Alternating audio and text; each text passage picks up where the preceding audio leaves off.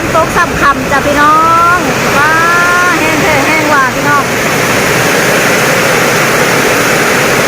มาชิตกบ่ยากบ่ซ่าพี่น้องมืดอึ๊บมาแล้วก็ตกจากมาเลย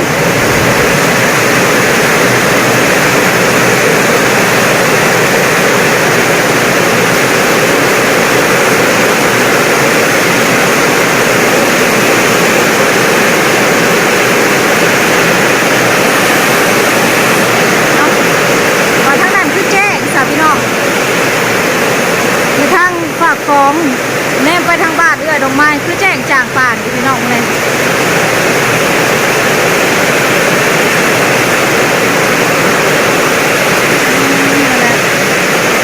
รถข้าวเดียวน้ำลงแห้งผัดพี่น้อง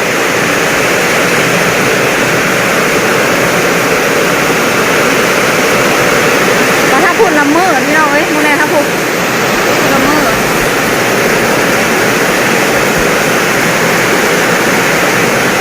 พี่กะแห้งมืดไปทางผูพี่น้องทางดำพี่น้องเอ้ยทางลักสามเขาสวรรค์พี่น้องมืดแห้ง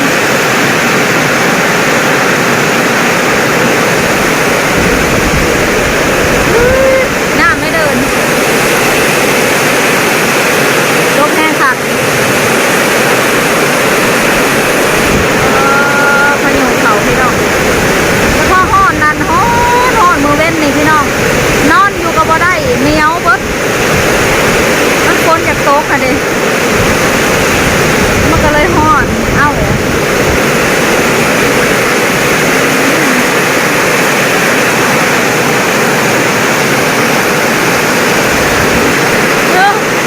งัวไม่เท่าอิง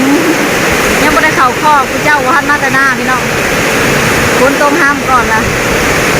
ถ้าสิไปไล่เขาให้กับฝนมาบาดเดียวไปบ่ทันพี่น้องเลย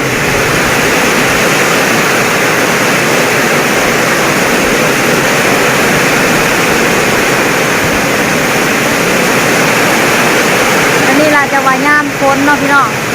อันนี้เราแห้งแดดกระแดดตกมาจังสี่ไข่แน่ละคือยามฝนแน่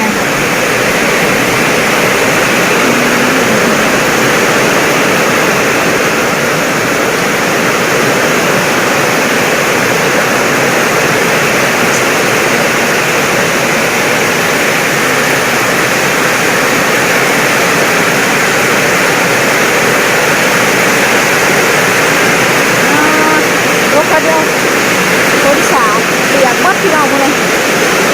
ตัวทั้งนาเพื่อนบ่มีเกย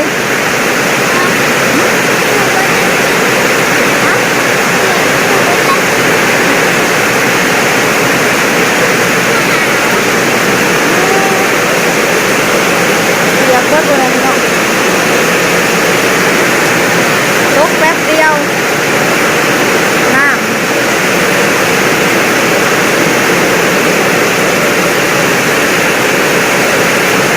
มัวป้าน้ำไหลหลากครับหน้ายิบเครื่องแม่น้ำไหลหลากถูกน้ำไหลผิดเลยไม่ใหญ่ขึ้นนางอยู่ตลาดฝนตกเป็นนางอยู่ตลาดท้องสายยานลมพี่น้องไม่ใหญ่แล้วยานลมฝนตกแล้วเรานางอยู่ตลาดพ่อไปใส่พ่ออาบน้ำบ่โอ้ยบอกแข่งได้ลูกยัดเป็นวัดรถตกใหม่ยัดเป็นวัด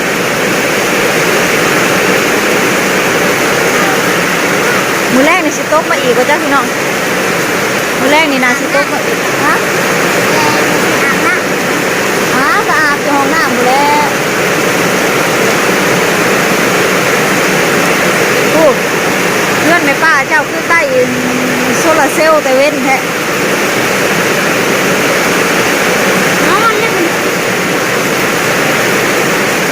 เพื่อมาแตงกำลังเคี้ยวขึ้นมาถือน้ำฝน2 มื้อสืบขึ้นมาเลย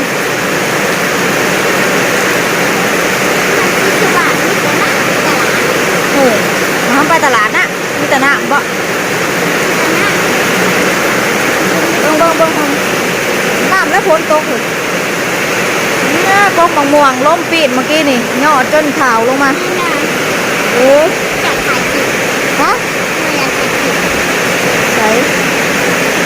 บึงน้ำยูหญ้าพ่อใหญ่ติดแล้วผู้สวนหญ้านั่นเนาะปลูกใหม่ติดขักแล้วบ้านนี้คนมาทำคนขวาคนมาทางนี้พี่น้องแต่เก่าคนคือเป็นทางนี้คนขาคนขาคนขาคนขา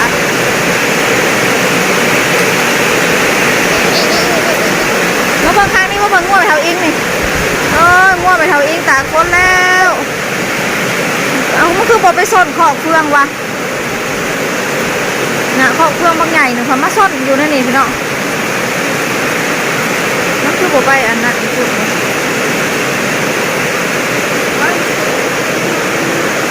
พักสไลด์งามกำลังเป็นหมาพี่น้องหมาห้ากระซัมโปเมอร์นี่แหละพอดีเขากินกับลาบกับก้อยพอดีกินกับตำมะฮุบพี่น้องมักสไลด์บ้านน้องไม้เอิญพักสไลด์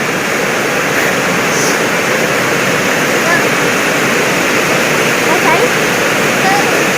ไม่ใช่อะเตอแหละโอ๊ย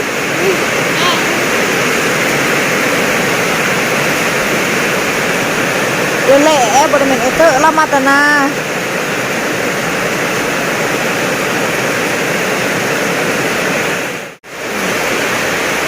บอยไปอาบน้ำผมบอกไปอาบบ่อยากทำนั่งรถดีๆนั่งรถดีๆห่วยแหละพี่น้องคนคือสิโต๊ะมาอีกคือสิคำคนละคนนี้คือสิมือแรงคือสิโต๊ะมาอีกมืดถ้าผู้ยังมืดไปอยู่ทางรักษาว่าโทดำปีจะไปเห็นต้นไม้โต๊ะแห้งกว่าจักอยู่ที่มันโต๊ะแห้งกว่านั้นข้าเหลือบข้าเหลือบเนี่ยน้าปลาเนี่ยเห็นยังอิ่มแล้วเขานะที่เขาอิ่มแล้วกี่กำยังอยากไปได้แต่ฮะไปได้ตาหนามันบ่ได้แข่งคนบ่ได้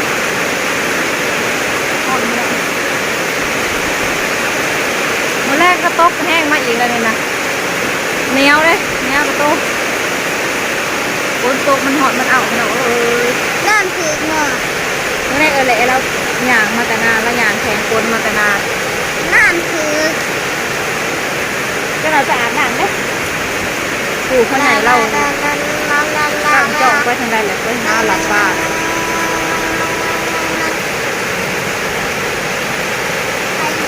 ข้างในเลย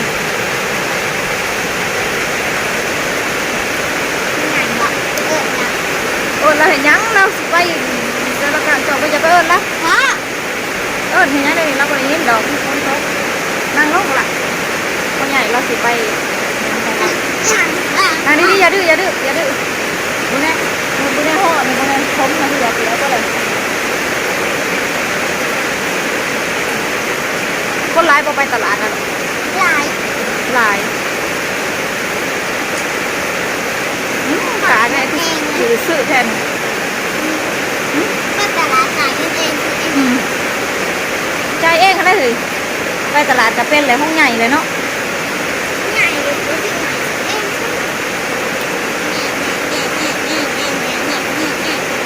คนดีจ้ะพี่น้องมือนี่กระโตกอีกแห้งคักขนาดปวดหัวเมื่อดูปากนะลูกแน่เศร้าละบาทนี่ฝนมือแรกนี่สิตกมือแรกนี่มันกระโตกมาอีกแล้วนี่พี่น้องยังมืดอยู่เลยโอเคจ้ะพี่น้องมาเรียนกับน้องไม้ขอตัวเกี่ยวกับสกอตเดอร์ถ้าพบกันใหม่คลิปหน้าเด้อจ้ะพี่น้องฝากกดไลค์กดแชร์กดติดตามช่องน้องไม้เพื่อเป็นกำลังใจทำคลิปต่อไปนะแม่เด้อ